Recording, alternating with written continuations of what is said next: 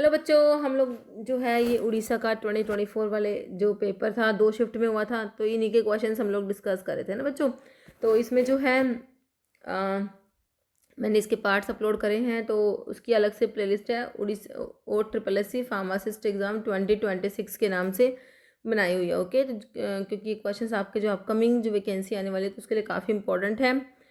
Okay बच्चों, क्योंकि previous year के क्वेश्चंस जो होते हैं वो पता होने चाहिए हमें, कैसे पूछे गए, काफ़ी इंपॉर्टेंट होते हैं। तो एक्सप्लेनेशन के साथ हम लोग क्वेश्चन को डिस्कस कर रहे हैं, ठीक है। तो देख लेते हैं कैसे क्वेश्चंस आज के वीडियो में हमने इंक्लूड करे हैं। बाकी अगर आपको टेस्ट सीरीज चाहिए, क्रैश कोर्स चाहिए, है ना, तो उड़ीसा का भी क्रैश कोर्स अवेलेबल है। फार्मा MCQ ऐप है जिसे आप प्ले स्टोर से डाउनलोड कर सकते हो। बाकी वीडियो के डिस्क्रिप्शन बॉक्स में आपकी लिंक है ना, तो ऐप पे विजिट कीजिएगा। तो अभी देखो इसमें क्वेश्चंस बच्चों, what are the injections given in between dermis and epidermis. तो कौन से इंजेक्शंस होते हैं? देखो इंट्रावीनर तो intravenous direct when, intravenous injections direct drug blood में जा रही है, तो ये नहीं होगा। इंट्रामस्कुलर भी मसल्स में देते हैं। ओके, इंट्राडर्मल या हाइपोडर्मिक, हाइपोडर्मिक हमें देखा सबकुटेनियस कोई बोल रहे थे, तो ये कह रहे हैं कि in between dermis and epidermis, है ना, तो ये आपका इंट्राडर्मल इंजेक्शन हो जाएगा। जैसे कि BCG वैक्सीन आपने पढ़ा है, इंट्राडर्मल रूट से देते हो। ओके, तो यहाँ पर ऑप्शन 2 तुम्हारा हो जाएगा इंट्राडर्मल, है ना। कह रहे this injection require needle to be place just under the epidermis and into the dermis. Okay, intradermal injections also intracutaneous, इसे इंट्राक्यूटेनियस भी कहते हैं। शैलो या सुपरफिशियल इंजेक्शन ऑफ सब्सटेंस का इंटरडर्मिस में which is located between the epidermis and hypodermis. Okay, next है following size reduction method use mortar and pestle, इसमें use करते हैं टू ग्राइंड सॉलिड सब्सटेंस को ग्राइंड करने के लिए। पैसल एंड मोटर को यूज कर रहे हैं बच्चों to a fine powder by continuous shaking या रबिंग ऑफ पार्टिकल। पल्वेराइजेशन है, लेविगेशन है। देखो लेविगेशन वेट ग्राइंडिंग होता है। ओके, ट्राइचुरेशन है, कटिंग है। ओके, तो यहाँ पर ये ट्राइचुरेट कर रहे हो आप, ट्राइचुरेशन होता है, ऑप्शन 3 हो जाएगा। कह रहे ट्राइचुरेशन जो होता है इसमें क्या होता है, ग्राइंडिंग होता है सब्सटेंस का fine powder using mortar and pestle को यूज़ करके। ओके, पल्वराइजेशन जो है इसमें भी क्या होता है कि रिड्यूस करते हैं सब्सटेंस टू ए पाउडर। फिर लेविगेशन का मतलब क्या होता है, इसमें पाउडर को मिक्स करते हैं लिक्विड से बच्चों, यहाँ पर लिक्विड होगा। ओके, वेट ग्राइंडिंग में से बोलते हैं, ठीक है। तो एक पेस्ट क्रिएट कर लेते हैं, देन ग्राइंड करते हैं इसको further to reduce particle size, often use करते हैं ऑइंटमेंट को बनाने के लिए। फिर कटिंग, कटर मिल में जैसे कटिंग प्रिंसिपल होता है, तो इसमें जो मटेरियल को छोटे पीस में कट करा जाता है। ओके, कह रहे following disinfectant is use to kill all bacteria including their spores, है ना, तो सारे बैक्टीरिया उनके स्पोर्स को भी किल कर दे रहा है ये डिसइंफेक्टेंट। अल्कोहल है, क्लोरोफॉर्म है, फॉर्मल्डिहाइड है या आयोडीन है, तो ये होता है हमारा फॉर्मल्डिहाइड होता है। ओके, तो ऑप्शन आपका 3 करेक्ट हो जाएगा। कह रहे फॉर्मल्डिहाइड और ग्लूटाल्डिहाइड ऐसे डिसइंफेक्टेंट होते हैं जो कि बैक्टीरिया को भी किल करते हैं इंक्लूडिंग देयर स्पोर्स। ओके, कह रहे dash is study of absorption, distribution, metabolism, excretion of drug and their relationship to pharmacological response, है ना। तो बच्चों सिंपल सा ADME की स्टडी तुमसे पूछ रहे हैं। फार्माकोलॉजी की 2 मेन ब्रांच, फार्मा को डायनेमिक होता है, एक दूसरा क्या होता है फार्माकोकाइनेटिक होता है ना। फार्माकोकाइनेटिक में आप क्या पढ़ते हो, ADME की स्टडी पढ़ते हो, absorption, distribution, metabolism and excretion. Pharmacodynamic का मतलब ड्रग क्या कर रही है, what drug does to the body, drug का mechanism of action, biological action जो है फार्माकोडायनेमिक में आता है, और what body does to the drug वो आपका फार्माकोकाइनेटिक में आता है। तो आप कीमोथेरेपी दिया, थेरेप्यूटिक्स दिया, टॉक्सिकोलॉजी या फार्माकोकाइनेटिक, तो आपका आंसर क्या बन जाएगा बच्चों, फार्माकोकाइनेटिक आंसर हो जाएगा ऑप्शन 4। कह रहे main binding protein for many endogenous substance in drugs in the human body. तो मेन बाइंडिंग प्रोटीन जो होती है ना, मतलब कि मोस्टली ड्रग्स जो होती हैं वो हमने पढ़ा एल्ब्यूमिन से बाइंड होती है। देखो एसिडिक ड्रग बाइंड होती है किससे, एल्ब्यूमिन से, याद रखना, एसिडिक ड्रग एल्ब्यूमिन से। Basic drug alpha 1 acid glycoprotein से।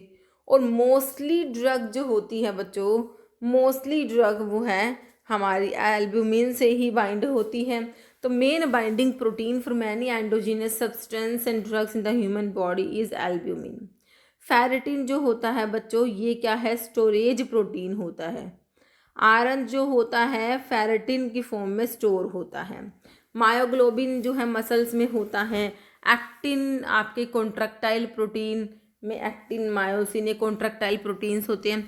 तो यहाँ पर एल्ब्यूमिन करेक्ट है ना। मायोग्लोबिन प्रोटीन जो है हार्ट और मसल्स में जो कि स्टोर करता है और ट्रांसपोर्ट करता है ऑक्सीजन को। कह रहे for drug receptor dash of binding of drug to receptor depend on their physico chemical structure पे डिपेंड करेगा।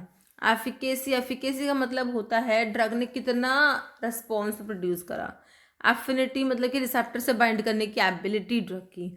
सेलेक्टिविटी या पोटेंसी का मतलब कितना तुम्हें डोज चाहिए, है ना, कोई भी पर्टिकुलर इफेक्ट को प्रोड्यूस करने के लिए डोज कितना रिक्वायरमेंट होता है, दैट इज पोटेंसी, है ना। तो यहाँ पर जो है सेलेक्टिविटी जो होता है, कह रहे for drug receptor selectivity of binding of drug to receptor depend on the physico chemical structure. Option 3 correct हो जाएगा। ओके, कह रहे selectivity is a degree to which a drug act on a given site related to other side. Selectivity relates large to physicochemical binding of drug to cellular receptors. Okay, कह रहे following amino acid has aromatic R group. तो aromatic amino acid कौन सा है ना, phenyl alanine बिल्कुल aromatic होता है। आंसर तो बच्चों निकल के आ गया ऑप्शन 1 ही, है ना। बाकी ग्लाइसिन जो है सिंपलेस्ट अमीनो एसिड में आता है, ग्लाइसिन सिंपलेस्ट कौन सा ग्लाइसिन है। ऑप्टिकली इनएक्टिव कौन सा है, ग्लाइसिन है। ऑप्टिकली इनएक्टिव है ना कौन सा बच्चों, ग्लाइसिन है। कोई भी कायरल कार्बन प्रेजेंट नहीं है ग्लाइसिन में, है ना। और याद रखना प्रोलाइन जो है बच्चों ये इम्यूनो एसिड में आता है, इम्यूनो, है ना। जैसे कि ये क्या है, प्रोलाइन इम्यूनो एसिड। मिथियोनिन और सिस्टीन हमारे सल्फर कंटेनिंग अमीनो एसिड होते हैं, है ना। तो इस तरीके से तुमसे क्वेश्चन बनता है कि भाई सल्फर कंटेनिंग वाला तो कई बार एग्जाम में बना है। सल्फर कंटेनिंग में मिथियोनिन और सिस्टीन आते हैं। एरोमेटिक में आपका फिनाइल एलिन टायरोसिन और ट्रिप्टोफन आते हैं, ये आपके एरोमेटिक अमीनो एसिड है ना। बाकी जो है ग्लाइसिन सिंपलेस्ट हो गया, प्रोलाइन इम्यूनो एसिड में आता है। और ब्रांच और चेन अमीनो एसिड में वैलिन, ल्यूसिन और आइसोल्यूसिन ये ब्रांच और चेन अमीनो एसिड होते हैं, है ना। तो इन सब के बारे में। बाकी OH ग्रुप कंटेनिंग में आपका सीरीन और थ्रियोनिन जिसमें कि OH ग्रुप प्रेजेंट होते हैं।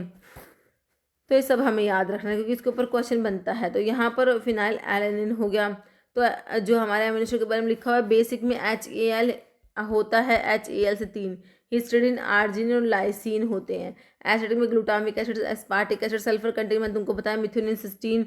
एरोमेटिक में हमारे फिनाइल एलानिन, टायरोसिन, ट्रिप्टोफन होते हैं। ओके, बाकी OH ग्रुप किस में प्रेजेंट है, सीरीन और थ्रियोनिन में, है ना। ब्रांच चेन कौन से हैं, वैलिन, ल्यूसिन, आइसोल्यूसिन, सारे याद रखना। ओके, बाकी इसेंशियल कौन से हैं, नॉन इसेंशियल कौन से हैं, इसके ऊपर बेसिक क्वेश्चन बनते हैं। How many carbon atom make up the arachidonic acid. तो रेकिडोनिक एसिड में कितने कार्बन एटम है, तो देखो 4, तो इसमें डबल बॉन्ड प्रेजेंट है। रेकिडोनिक एसिड में कितने, 4 डबल बॉन्ड याद रखना। और इसमें कितने कार्बन है, मैंने आपको लंप सा से याद करवाया था बच्चों, है ना। रेकिडोनिक में 20 है, इसमें 12 है बच्चों। लोरिक एसिड में, मिरिस्टिक में 14 होते हैं, पामिटिक में 16 होते हैं और स्टीयरिक में 18 होते हैं। और एराकिडोनिक में 20 होते हैं। तो यहाँ पर देखो तुम्हें 20 दे रखा है ऑप्शन 3 में, जो कि आपका करेक्ट हो गया है ना। आप कह रहे फॉलोइंग एग्जाम्पल है हेटेरोपॉलीसेकेराइड। देखो आपके जो पॉलीसेकेराइड होते हैं उसमें आपके होमोपॉलीसेकेराइड होते हैं और हेटेरो, जब आप कार्बोहाइड्रेट पढ़ते हो ना वहाँ पर अकॉर्डिंग टू आप जो है कार्बन एटम भी क्लासीफाई करते हो, जिससे आपके जो होते हैं मोनोसेकेराइड है, ओलिगोसेकेराइड है, पॉलीसेकेराइड होते हैं, है ना। तो यहाँ पर जो है पॉलीसेकेराइड में होमो और हेटेरोपॉलीसेकेराइड होते हैं। तो यहाँ पर सेलुलोज, पेप्टिडोग्लाइकन, स्टार्च या काइटिन। तो पेप्टिडोग्लाइकन बच्चों हेटेरोपॉलीसेकेराइड में आ जाएगा, बाकी तीनों होमोपॉलीसेकेराइड के एग्जांपल दे रखे हैं। ओके, देखो होमोपॉलीसेकेराइड का मतलब होता है जिसमें कि सिंगल टाइप के मोनोमर्स प्रेजेंट होते हैं, है ना। तो होमोपॉलीसेकेराइड में स्टार्च है, ग्लाइकोजन है, इनुलिन है, सेलुलोज है, आपका ग्लूकन है, काइटिन सब आते हैं। हेटेरोपॉलीसेकेराइड में more than 1 type of repeating units, है ना। मतलब कि इसमें तो सिंगल टाइप के मोनोमर थे, है ना। इसमें जो है मतलब एक से ज़्यादा टाइप के हो जाएंगे। तो पेप्टिडोग्लाइकन जो है इसमें रिपीटिंग यूनिट होती है एन एस्टाइल ग्लूकोसामिन और एन एस्टाइल मुनामिक एसिड, तो इसलिए हेटेरोपॉलीसेकेराइड में आ गया। Okay, next according to international classification of enzyme, enzyme से divided into how many class. कितनी क्लास है एंजाइम की, 4, 6, 14 या 10। तो एंजाइम्स की हमने 6 क्लास पढ़ी है ना। तो ऑप्शन 2 करेक्ट हो जाए। कौन कौन सी क्लास पढ़ी तुमने एंजाइम्स की, देखो एंजाइम्स की 6 क्लास है। एक तो हाइड्रोलेज, है ना, जो कि हाइड्रोलिसिस कराएंगे। ऑक्सीडेक्टेज जो कि ऑक्सीडेशन रिडक्शन रिएक्शंस को कैटलाइज कराएंगे, जैसे कि अल्कोहल डिहाइड्रोजिनेज, है ना। लाइज जो कि तोड़ने का काम करते हैं, बॉन्ड को ब्रेक कराते हैं। ट्रांसफ्रेज जो कि ट्रांसफर करते हैं किसी भी ग्रुप का, जैसे कि अमीनो ट्रांसफ्रेज हो गया। लाइगेज जोड़ने का काम करते हैं, इसमें एटीपी की रिक्वायरमेंट होती है, जैसे डीएनए लाइगेज हो गया। आइसोमरेज आइसोमराइजेशन रिएक्शंस को कैटलाइज करते हैं, जैसे ट्रायोज फॉस्फेट आइसोमरेज जो आप ग्लाइकोलिसिस में पढ़ते हो, है ना। ठीक है, तो इस तरीके से है हमारे एंजाइम की 6 क्लास है। ठीक है बच्चों, तो इतने क्वेश्चंस थे आज की वीडियो में। मिलते हैं आप लोगों से नेक्स्ट वीडियो में। Okay, thank you so much.